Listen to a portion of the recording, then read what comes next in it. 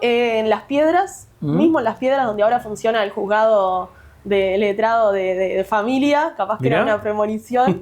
Nazco ahí estaba Crami, funcionaba el sanatorio de Crami. El 29 de noviembre del 95 nací en Las Piedras y viví en Las Piedras hasta los 21 años. ¿Cómo era esa ciudad? Que en muchas ocasiones se compara con Pando, primero por inclusive hasta su diagramación arquitectónica, pero también porque es una ciudad de peso, ¿no? De cierta relevancia en el mapa canario. Bueno, en realidad son cuestiones que uno va dándose cuenta, va teniendo en cuenta cuando crece también. Yo cuando era chica, primero que no vivía en el centro de la ciudad, sino que vivía más hacia afuera de la ciudad, en el barrio El Triángulo, que es un barrio que ahora, desde que se dividió el municipio de Las Piedras, se creó el municipio de 18 de Mayo, el barrio El Triángulo sigue siendo de Las Piedras, pero quedó en el límite. Era un barrio que está a 2 kilómetros más o menos de la plaza de Las Piedras. Si lo tuviera que definir en la periferia, entonces. En la periferia, un barrio con muchas carencias. El barrio se encuentra para los... ¿Comparativamente qué es el estadio nuestro? No, capaz que no el estadio, pero algún barrio, ponele, no sé, el barrio Talar, capaz, alguna cuestión así. Es un barrio muy particular porque es un barrio que está alrededor de la Curtiembre, una Curtiembre que todavía funciona allí, que bueno, que fue objeto y producto de muchas enfermedades de vecinos y vecinas. Ha sido una lucha que se tuvo en el barrio. Yo ahí viví hasta los 18 años. Vivíamos en una casa al fondo, al frente vivían mis abuelos paternos, y al fondo vivíamos nosotros, yo con mis papás. Cuando decís nosotros, ¿cuántos tenés hermanos, hermanas? Sí, vivía con mi papá, mi mamá y mis hermanos. Tengo una hermana mayor, 4 años mayor que yo, y un hermano 4 años menor que yo, así que yo soy la del medio. Quedaste en el medio. Me quedé ahí, la hermana del medio. Ni te llevaste todos los aplausos o fuiste la mimada, ni tampoco te llevaste todos los castigos, ¿no? Exacto, ahí tratando de pasar desapercibido.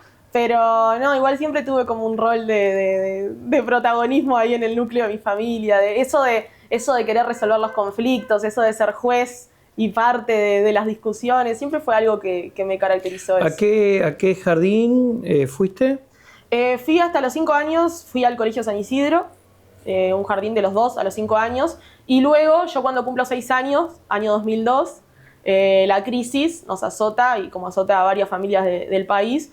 Ahí arranco primer año de escuela en la escuela 244, una escuela que estaba a unas 5 cuadras de mi casa, que ahora sí queda en el municipio 18 de Mayo esa escuela.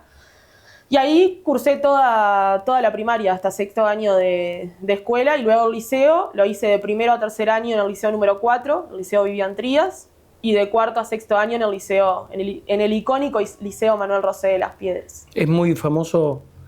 Sí, claro. O sea, es muy famoso y yo me acuerdo de estar en tercero y saber que iba a pasar a cuarto y tener toda la expectativa de que iba a ir al Liceo Manuel Rosé. Es un ícono ¿Pero por qué? En la ciudad de Las Piedras. Primero por la antigüedad que tiene, segundo por cómo se conformó ese liceo. Y es lo que pasa con casi todos los centros de enseñanza. Fue producto de la insistencia de la comunidad, de la necesidad de un liceo en la zona. Y tercero por lo simbólico, por lo que significó, por mucha gente de Las Piedras conocida, icónica, que estudió en ese liceo, que fue parte de ese liceo. Entonces creo que es un liceo con una gran historia, muy grande. Los que conocen el Manuel Rosé saben que es un liceo que ocupa toda una manzana. Y bueno, es un símbolo para la ciudad. Entonces ser parte del liceo era como una maravilla. Yo tengo ¿Te gustaba estudiar? Ahí. Sí, yo era O sea, ¿cómo te definís? ¿Estudiosa? ¿No tanto? Totalmente, yo era muy estudiosa. ¿Estabas de los NER? ¿Llegabas a NER? Sote todos los años, en el liceo 12 todos los años. Sí, yo era media nerda en ese sentido. Pero en lo más relacionado a lo vinculante, el problema que tenía era en el juicio, que hablaba demasiado. En la escuela siempre el llamado de atención era que tenía que dejar de conversar, porque terminaba antes que todos los deberes o las tareas que había que hacer, y claro, me ponía a conversar con los demás y distraía a los demás compañeros. ¿Y en la época escolar alguna maestra que te marcó? Sí, mi maestra de primer año, la maestra Cristina, fue una maestra que me marcó sobre todo por el acompañamiento que me hizo. Yo mencionaba recién, yo arranqué primer año de escuela en el 2002, las crisis azota, mi papá policía, él en el año 98 había egresado de la escuela de policía, mi mamá peluquera, En el 2002 diagnostican a papá con un cáncer. Y bueno, y eso nos cambia de alguna manera radicalmente la dinámica familiar. Y pasamos a tener una dinámica familiar en la que papá y mamá estaban muy ausentes, porque papá pasaba mucho tiempo haciéndose la quimioterapia, mamá acompañándolo, nosotros al cuidado de mi abuela paterna muchas veces, y muchas veces también asumiendo roles, sobre todo mi hermana mayor y yo, asumiendo roles en relación al más chico que tenía 2 años. Entonces fue una época bastante caótica donde sufrimos necesidades, porque obviamente los policías, uno de los ingresos que tiene la policía es el 222. Y sabemos que al estar certificado o al estar pasando por una enfermedad, el 222 deja de ingresar. Ahí por suerte tuvimos el apoyo de familiares y tuvimos el apoyo también de compañeros y compañeras de la policía de papá, que se encargaban de hacerle canastas, que se encargaban de acompañar y de ayudar a solventar esos gastos. Y se sintió, y realmente yo puedo decir que hay un montón de cosas que uno se da cuenta o visualiza cuando crece, ¿no? La necesidad sobre todo. Hace un tiempo me acuerdo que yo me encontré con una ollita, así, chiquita, ¿no? Hace unos años. Y le digo, che, mamá, le digo, esta olla era la olla que la abuela mandaba, mi abuela mandaba para el fondo, la olla con el guiso todas las noches para cenar. Le digo, ¿esta era la olla que la abuela mandaba? Sí. Le digo, pero de acá no comíamos los 5. Y claro, y ahí vas desbloqueando cosas. Yo me acuerdo de cenar los 3 y preguntarle a mi padre y a mi madre, ¿ustedes? No, nosotros ahora cuando se acuesten vamos a cenar. Evidentemente la comida no daba para todos, ¿no? Y vivían a té y galletas, mis viejos. Pero esas son cosas que uno va dimensionando después y el esfuerzo que hacen también los padres muchas veces para no dejar que uno vea directamente la necesidad que está pasando. Pero sí, o sea, una casa y una familia muy humilde, una casa chica, pero un esfuerzo tremendo de mis viejos por darnos las herramientas. De repente lo material o lo económico no nos podían brindar, pero sabían que lo que podían brindarnos era el empuje y las herramientas para que nosotros pudiéramos hacernos en la vida también. ¿Sentís que es esa un poco las enseñanzas que te dejaron o que heredaste de tu padre y de tu madre? Sí, yo creo que sí. Y creo que también es una característica del ser humano que cuando está como en situaciones límites se tiene que hacer. ¿Viste? Yo no sé si hoy sería lo que soy hoy o si hoy me hubiera podido desarrollar, ya sea en el estudio, en el ámbito profesional, en lo que sea, si en algún momento de mi vida no hubiera sido consciente de que si yo no me rescato, no me rescata nadie. Y sabía que tenía que hacer eso. Obviamente que me gustaba, como te decía, yo era estudiosa, me gustaba, tenía facilidad también, la verdad es que tenía facilidad para estudiar, tenía mucha memoria y me gustaba saber, siempre estaba como con ese impulso de querer saber y saber y saber, y eso de alguna manera me impulsó. Mis padres siempre estuvieron muy presentes en relación al estudio, pero también estaba eso de decir, bueno, si yo quiero tener determinado futuro, determinada vida o salir de determinados lugares, necesito hacerme. Y tal. ¿Cuál es el primer trabajo que tenés? Bueno, primero, el primer trabajo que tengo es informal, porque mi abuela tenía un puesto en la Feria Permanente de las Piedras y allí vendía ropa y otras cosas y yo arranqué laburando ahí. Mi madre también en Navidad, en Año Nuevo, armaba y vendía juguetes y ese tipo de cosas y yo arranqué muy chiquita ahí. O sea, me crié en la Feria Permanente y arranqué laburando ahí. Obviamente primero mi abuela me tiraba algunos pesos y con eso me iba haciendo y después el primer laburo así que me acuerdo de tener por fuera de eso fue cuando tenía 16, que arrancamos con unos compañeros del liceo a repartir folletos para un local que vendía productos, cuestiones informáticas. Arrancamos a repartir folletos y ahí nos hacíamos unos ¿Volante? También. Sí, claro, puerta por puerta. Esos son los trabajos que tuve, los primeros trabajos que tuve de forma informal y clases también. Le daba a vecinas del barrio, les daba clases. Yo era estudiante del liceo, ellas estudiantes de la escuela y les daba clases. Y eso fue más o menos como me iba manejando. También de chicos, también cuando azotó esto que te decía, que azotó la crisis y que hubo que pensar en otras maneras de hacer la moneda, digamos. Mi madre, en esos momentos en que no tenía que acompañar a mi padre a la quimio y eso, cocinaba, se puso a cocinar, hacía empanadas con pescado que mis tíos nos traían. Yo tenía un tío que trabajaba en la pesca, entonces nos traía pescado congelado. Con eso hacíamos empanadas, yo tenía 7 ahí y mi hermana tenía 11. Y salíamos por el barrio a vender comida con mi hermana. ¿Compraban? Sí, sí, claro, mi madre cocina muy rico y teníamos los clientes que eran fieles, ¿no? Pero eso, uno no se da cuenta, ¿viste? Capaz que lo tomás más como un juego que una necesidad, o capaz que en realidad sabías que estabas ayudando, pero no entendías la magnitud de lo que... Sí, ¿no? Como un juego, y también a mí me pasaba algo que era, a mí siempre me gustaba sentirme como grande, como responsable de las cosas, me encantaba.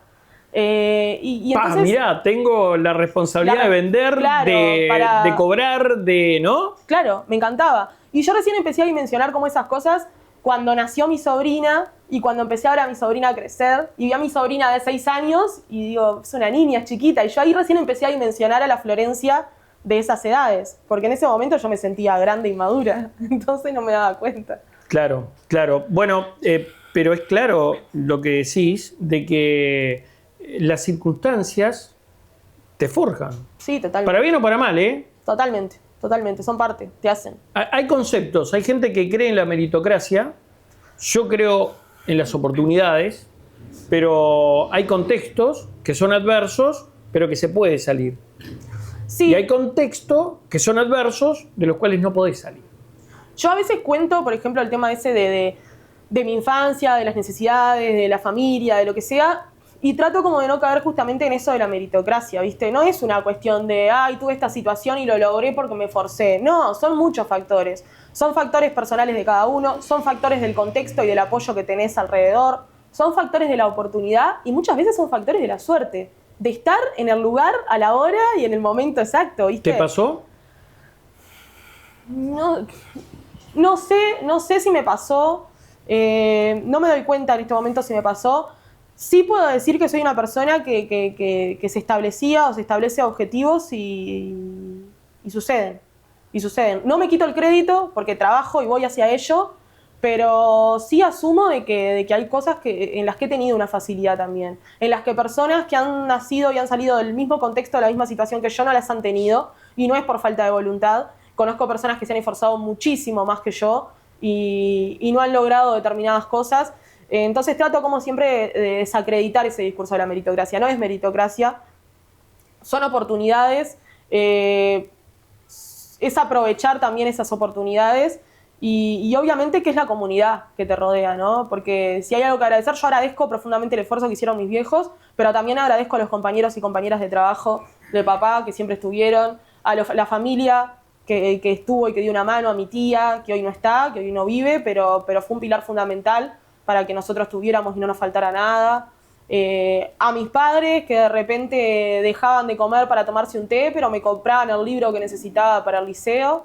Y yo eso lo veo ahora y lo agradezco. Entonces, no somos producto de una individualidad y de una cuestión individual y meritocrática. Somos productos de una comunidad. Entonces, hoy, donde están tan insertos estos discursos de cada uno tiene que hacer la suya, yo creo justamente esto, que nadie se salva solo y que la comunidad es la que te ayuda.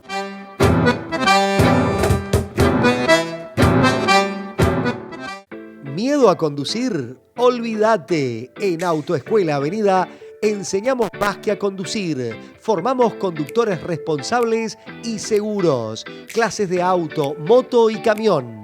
Autoescuela Avenida. Tu licencia, tu seguridad, tu futuro, tu libertad. Autoescuela Avenida. Tu camino empieza acá. Te esperamos. Teléfonos 099-005858 o 092-610-900. Seguinos en Instagram, Autoescuela Avenida_UI. Estamos en Continuación Wilson Ferreira 1302, frente a la pista donde se realizan las pruebas prácticas. Si este edificio hablara, contaría historias llenas de confianza y crecimiento. Renovamos nuestra imagen. La innovación, la mejora día a día, los nuevos retos y superarnos es lo que nos apasiona. Como símbolo de agradecimiento a los socios, emprendimos una gran remodelación edilicia en nuestra sede. Cambios que reflejan la fuerza y el ímpetu del trabajo que nos identifica. Cámara Comercial Industrial Agraria Pando.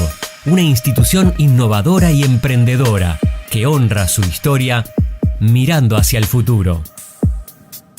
Cambiamos para evolucionar.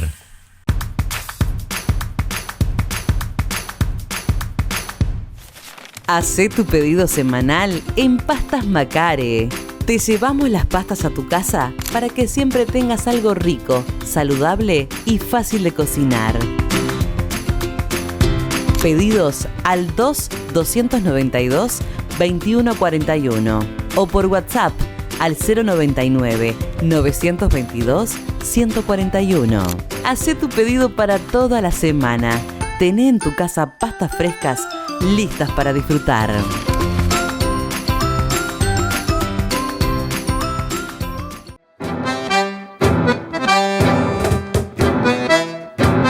Terminás el liceo. ¿Y qué haces? Hay algo interesante para preguntar ahí. Porque uno cuando es chico pretende o quiere ser tal o cual cosa. Policía. Yo quería ser policía, yo me dibujaba con el uniforme de la policía. ¿En serio? Sí, mis hermanos para nada, otras cosas. Y hoy Claro. mis hermanos son policía y yo no. O sea, yo soy la única de mi familia que no soy policía.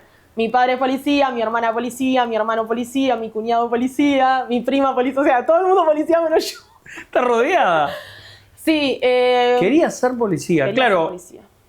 evidentemente ahí había una influencia. La proyección también, ver a tu padre cuando sos niño sobre todo, que ves como una cuestión hasta a veces heroica de tu padre en ese rol. Después eso fue mutando y fue cambiando, tuve mi etapa de querer ser artista y cantante y cosas que todos los niños... ¿Cantante, en serio? Ay, sí, deseaba ser cantante. Menos mal que no. No, lo que se perdieron. Menos La mal que artista no. se perdieron. Menos mal que no. Y después me dio por eso de ser juez. Ahí tuve una etapa en el 2005 que gana el Frente Amplio por primera vez. Yo no venía de una familia frente amplista. Mi abuela paterna era wilsonista a full, de las que salían con el pañuelo cuando pasaba Mirá. la calle Herrera y Julita a saludar. Mirá.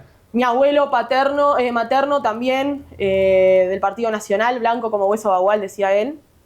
Ahí la única era mi abuela materna, que ella era sindicalista, trabajó en el frigorífico en Comargen, entonces tenía como Una cuestión rica historia ahí sindical, Sí, ¿eh? sí. Fue uno de los frigoríficos que se puso de punta contra la Que dictadura. resistió. Sí, tiene una historia interesante ahí. Pero yo siempre... Pero sindicalista, no frente amplista, digamos. Frente amplista, pero es que yo me enteré que era frente amplista de grande, ¿viste? No era como una cosa, nadie vinculado No militaba, políticamente. No. Pero tampoco los nacionalistas de tu familia militaban, ¿o sí? No, por parte de mi abuela paterna había como una historia ahí de su padre que estuvo con Aparicio Saravia en la guerra, o sea, mirá. como una cuestión ahí en la historia así. Pero en mi familia no era algo que nos sentáramos a hablar de política, no sucedía eso. Bueno, gana el frente y... Cuando gana el Frente en 2005, yo me acuerdo que yo me puse mal porque mi madre quería que ganara Larrañaga y yo quería que ganara Larrañaga, ¿no? Entonces me puse mal, me acuerdo que me puse mal, qué horrible lo que había pasado, pero me acuerdo de escuchar los fuegos artificiales en el barrio, los tambores, o sea, me acuerdo. Y al año siguiente, que son las elecciones departamentales, yo un día volviendo, creo que estaba en segundo año ahí de escuela, algo así. Volviendo de la escuela con mi padre, me dan un cartel de Marcos Intendente. Yo no tenía idea, pero yo, viste, gurí chico, le digo, sí, quiero el cartel, viste, los guris a veces pasan y te piden las listas. Sí, te habrá Quiero el pasado. cartel. Y agarré el cartel y llegué a casa y lo puse en la cocina, que era una casa, mi casa era una casa, eran 2 piezas. En una pieza dormíamos mis hermanos, teníamos 2 cuchetas y una cama más, dormíamos los 3. Y la otra pieza era como un living comedor y el cuarto de mis padres a la vez, en el medio una cocinita chiquita y el baño estaba afuera. El baño estaba fuera de casa, que tenía su complejidad también, sobre todo los días de frío, y estaba bravo. Entonces en esa cocina o en ese comedor que teníamos de alguna manera había un mueble, me acuerdo yo, y lo puse así por abajo del mueble el cartel, Marcos Intendente. Y ahí empecé, y después me acuerdo que salió en las revistas estas del escolar una convocatoria de escribirle una carta al presidente, a Tabaré. Yo le escribí una carta, tipo 2 carillas escribí, y nunca me contestó el presidente y yo quedé re indignada. Y después me di cuenta de leer las bases decía que no podía superar los 5 renglones. Por una cuestión de cumplir con los pedidos, seguramente. Exacto, así que mi carta nunca le llegó. Pero ahí empecé como, no sé, como a tener como un acercamiento. Yo por la mía era muy chica, a sentir como que eso me identificaba. No sé qué era, pero sé que... En militar, en política, el formar parte, ¿el qué? Esto del En Tabaré yo era muy chica y vi como una figura que me generaba como un respeto, como una admiración, que ahí me entró la etapa de Barbie presidenta, ¿viste? Yo ahí quería ser presidenta. Y la carta que le escribí a Tabaré era: yo quiero ser presidenta como vos cuando sea grande. Entré como en esa que mis padres no entendían porque no era algo que se manejara en casa, pero que me dejaron siempre, ¿viste? O sea, ni siquiera se hablaba de política. No.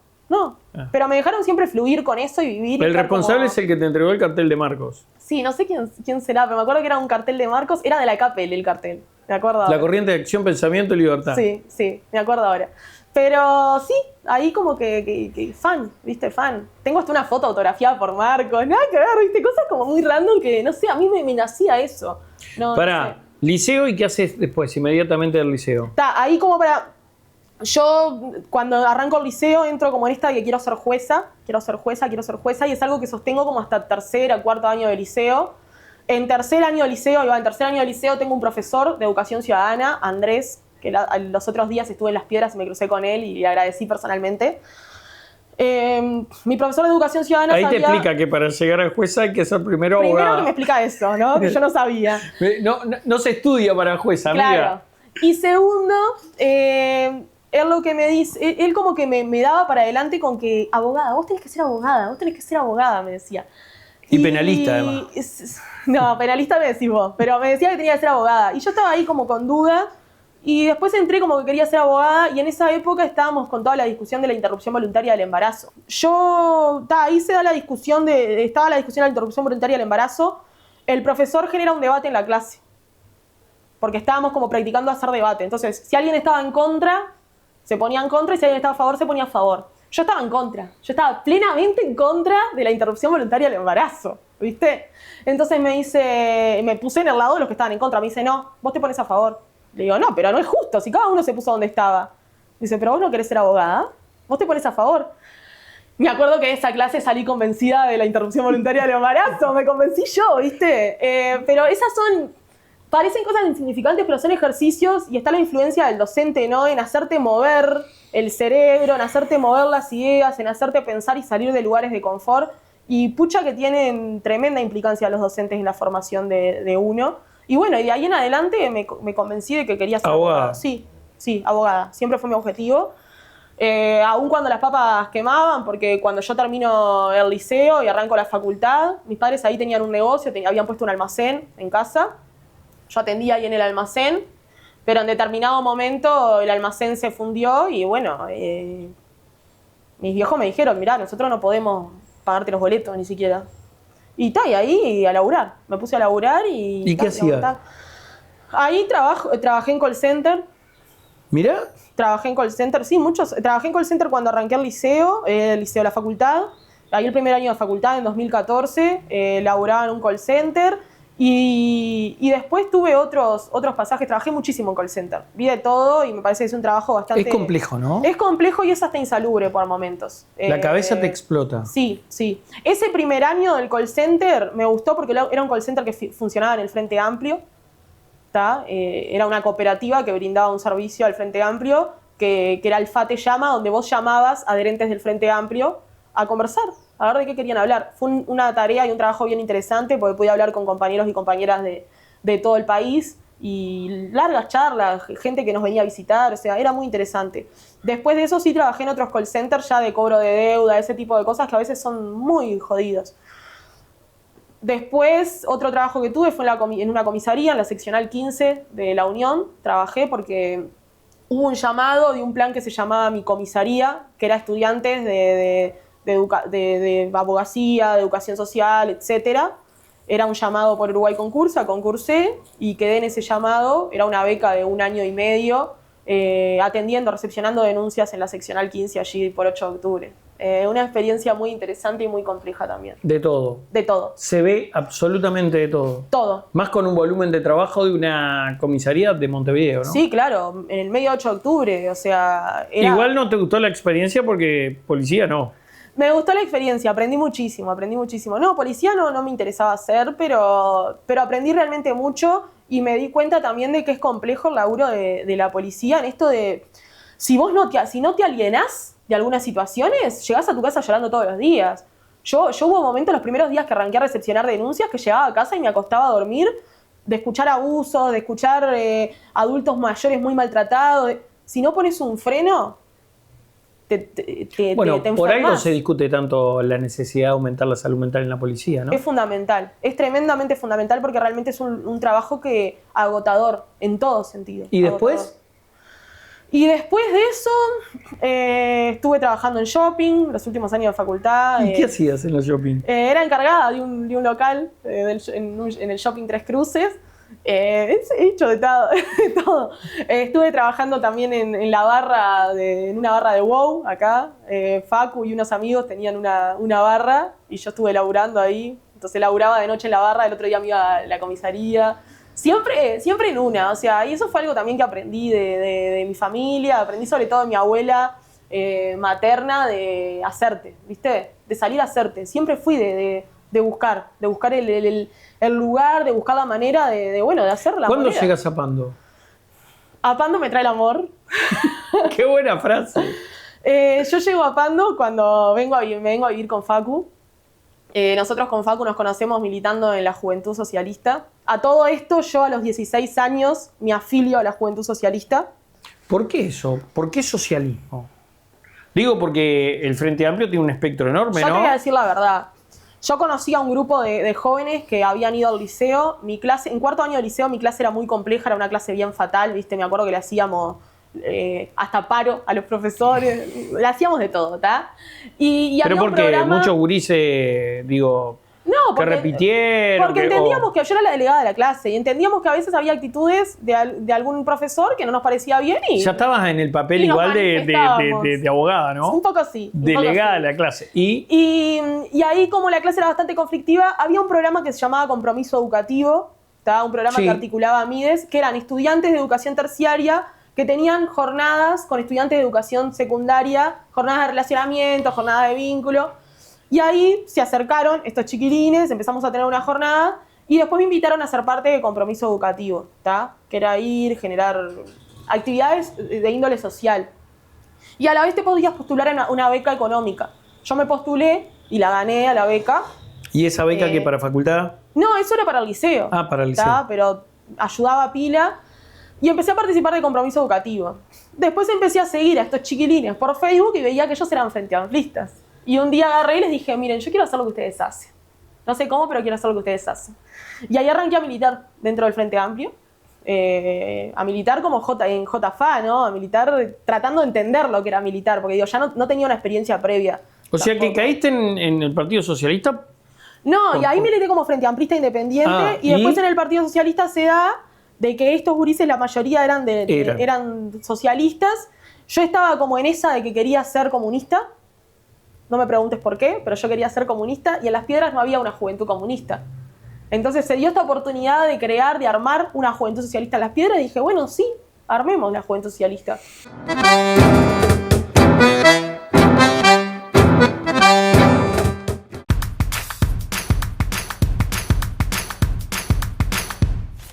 Hacé tu pedido semanal en Pastas Macare.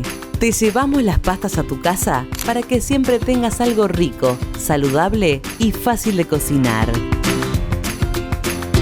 Pedidos al 2-292-2141 o por WhatsApp al 099-922-141.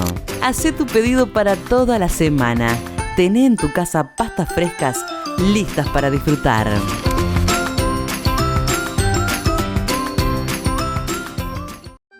Si este edificio hablara, contaría historias llenas de confianza y crecimiento. Renovamos nuestra imagen. La innovación, la mejora día a día, los nuevos retos y superarnos es lo que nos apasiona. Como símbolo de agradecimiento a los socios, emprendimos una gran remodelación edilicia en nuestra sede. Cambios que reflejan la fuerza y el ímpetu del trabajo que nos identifica. Cámara Comercial Industrial Agraria Pando, una institución innovadora y emprendedora que honra su historia mirando hacia el futuro. Cambiamos para evolucionar. ¿Miedo a conducir Olvídate, en Autoescuela Avenida enseñamos más que a conducir. Formamos conductores responsables y seguros. Clases de auto, moto y camión. Autoescuela Avenida. Tu licencia, tu seguridad, tu futuro, tu libertad. Autoescuela Avenida. Tu camino empieza acá. Te esperamos. Teléfonos 099-005858 o 092-610-900. Seguinos en Instagram, Autoescuela Avenida_UI. Estamos en continuación Wilson Ferreira 1302, frente a la pista donde se realizan las pruebas prácticas. ¿Cuál es la mayor decepción que te llevaste en política?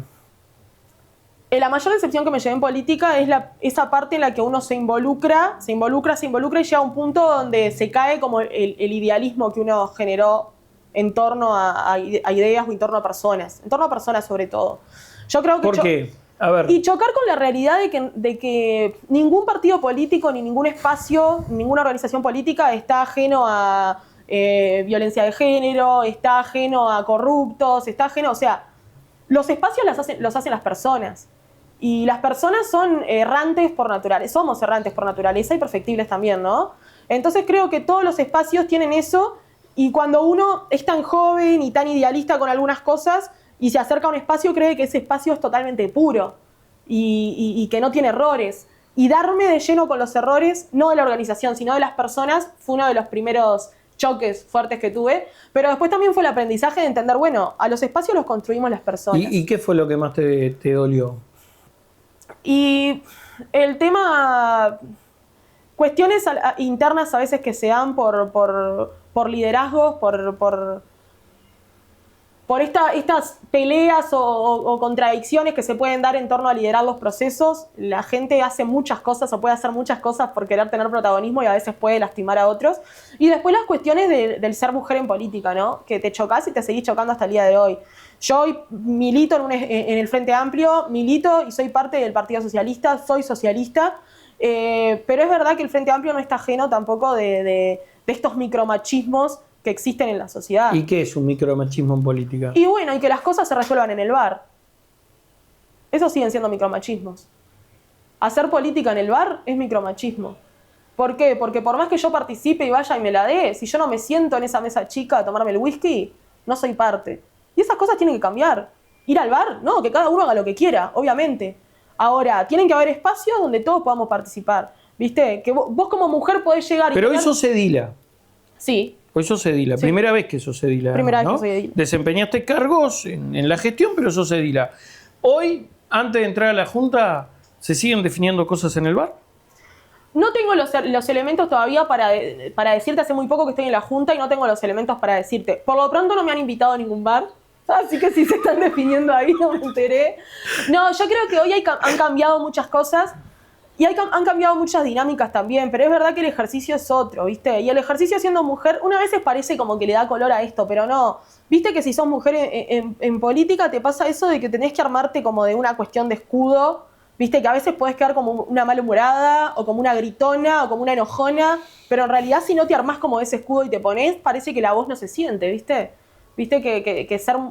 como que la mujer en política tiende a esconder sus rasgos de feminidad para ser parte también. Si no te imponés, si no levantás la voz, si no gritás, no se te escucha. Y si gritás, sos loca. Entonces es como un equilibrio ahí complejo. Hablábamos de la decepción, pero ¿y la alegría? ¿Fuiste útil o lograste cambiarle la vida a alguien en política?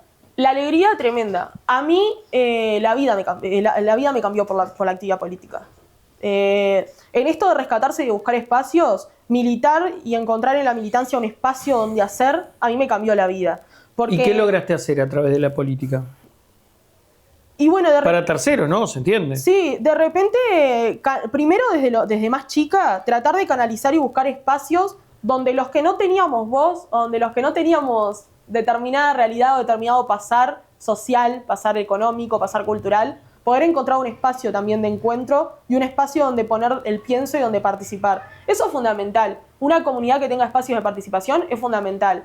Y para quienes venimos de abajo, realmente, encontrar esos espacios y tener una voz allí es fundamental. Entonces, a mí me cambió en los vínculos, me cambió la manera de relacionarme, me cambió en, yo qué sé, yo ya hace 10 años que estoy en pareja con Facu y a Facu lo conocí en la Juventud Socialista también. O sea, la política ha transversalizado mi vida.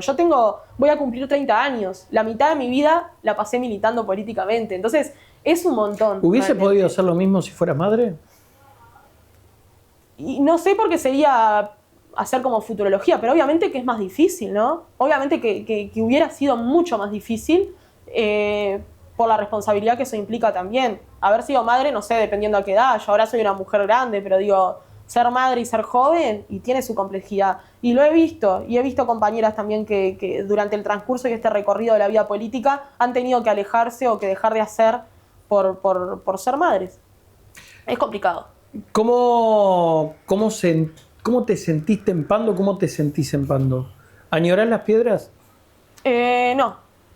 No añoro las piedras. Tengo una cuestión identitaria con las piedras.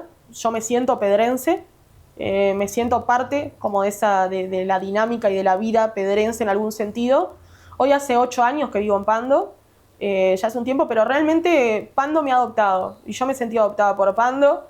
He generado vínculos, he generado comunidad acá y hoy me siento como esa doble nacionalidad, ¿viste? Me siento pedrense y pandense a la vez, pero no extraño las piedras.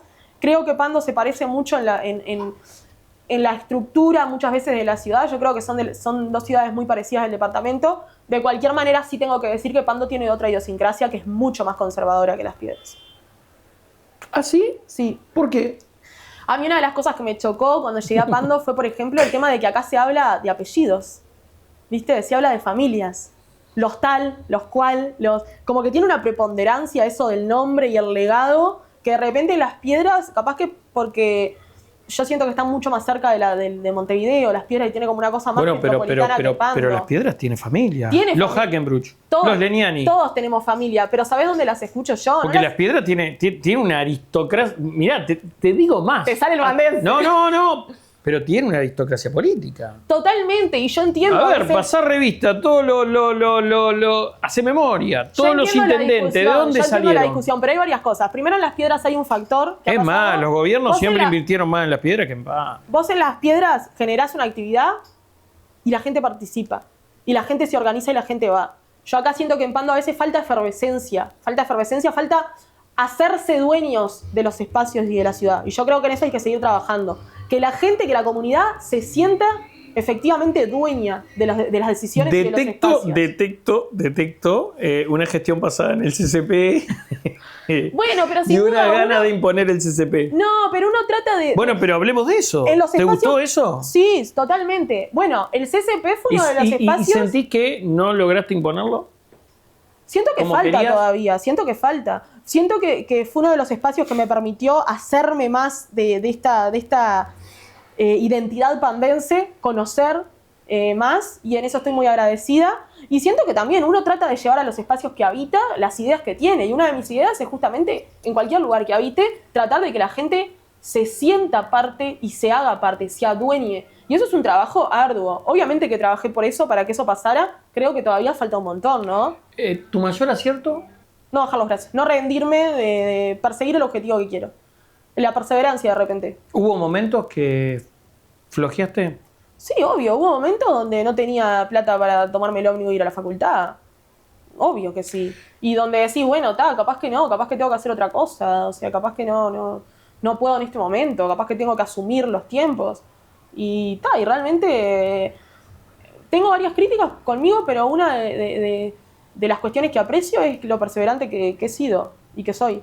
Que quiero algo y camino hacia eso. ¿Qué pretendés lograr? ¿Cuál es tu sueño? Puede ser en la política, pero puede ser en la abogacía, por ejemplo. ¿Seguís con lo de ser jueza?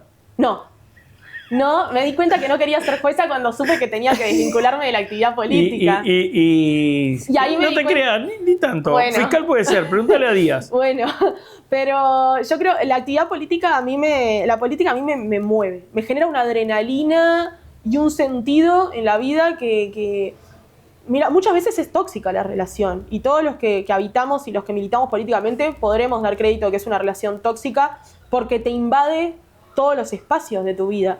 pero realmente a mí me ha dado las mejores cosas que tengo, me ha dado los mejores vínculos, me ha dado grandes amigos y amigas, me ha dado la relación que tengo hoy con Facu, de compañerismo, de amor, de pareja, que realmente me hace feliz y estoy contenta con eso.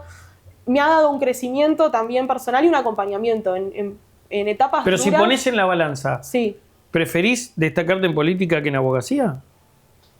sí. ¿Sí? A mí la abogacía me gusta. A mí la abogacía justamente me parece también en esto de ocupar los espacios, de adueñarse de los espacios. Yo me acuerdo que cuando arranqué a estudiar en Facultad de Derecho me decían, y es verdad, que en Facultad de Derecho casi todos son de alguna manera de derecha, ¿no? Eso hoy ha cambiado mucho más igual.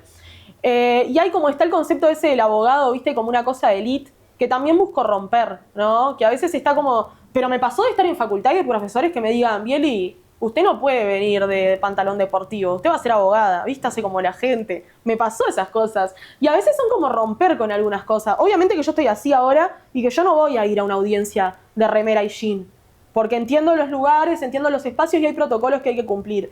Ahora, sí creo que no tengo que andar por la vida con un disfraz o con una pose, y creo que la forma en la que me visto, la forma en que me relaciono o en la que hablo no hace a la capacidad que yo pueda tener como profesional. Y creo que hay cosas que hay que desmentir, porque si no los abogados quedan como en una cuestión de élite y de cosas sobrehumanas, que no es así, es una profesión como otras, es una profesión realmente muy importante, muy fundamental en esto del Estado de Derecho, de preservar y defender el Estado de Derecho. Yo creo que el derecho a una defensa, el derecho a un proceso, a un debido proceso es fundamental, y a mí me encanta ser abogada. Pero también me encanta pensar cómo aplicar esa vocación o esa profesión que tengo hoy de abogada a lo social y cómo volcarla y ser fiel y ser coherente con las ideas que tengo también. Hablábamos de los aciertos y ahí destacaba el hecho de no bajar los brazos. ¿Y un error? Le costaba pensar errores, ya era una crack. No, errores muchos, me cuesta pensar el que tiene mayor jerarquía de repente. Lo impulsiva que soy y lo pasional que soy, y muchas veces, dejar que lo pasional supere lo racional en mí me ha costado cosas, me ha costado muchas cosas.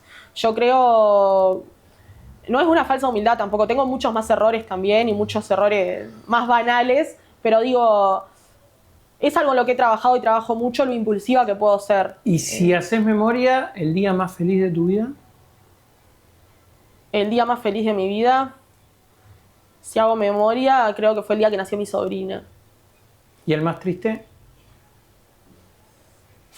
Muchos.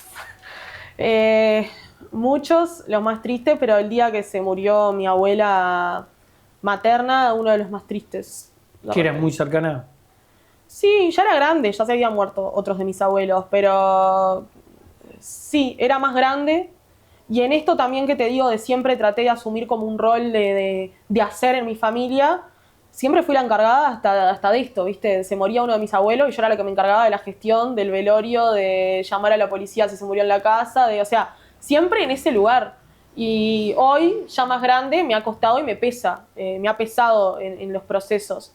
Asumir, siendo chica, ese tipo de responsabilidades, ¿viste? Pero yo creo que uno de los días más tristes fue ese. Te podría decir también uno de los días más tristes, el día que le dan el diagnóstico a papá de que está enfermo, pero yo era muy chica y muy inconsciente también.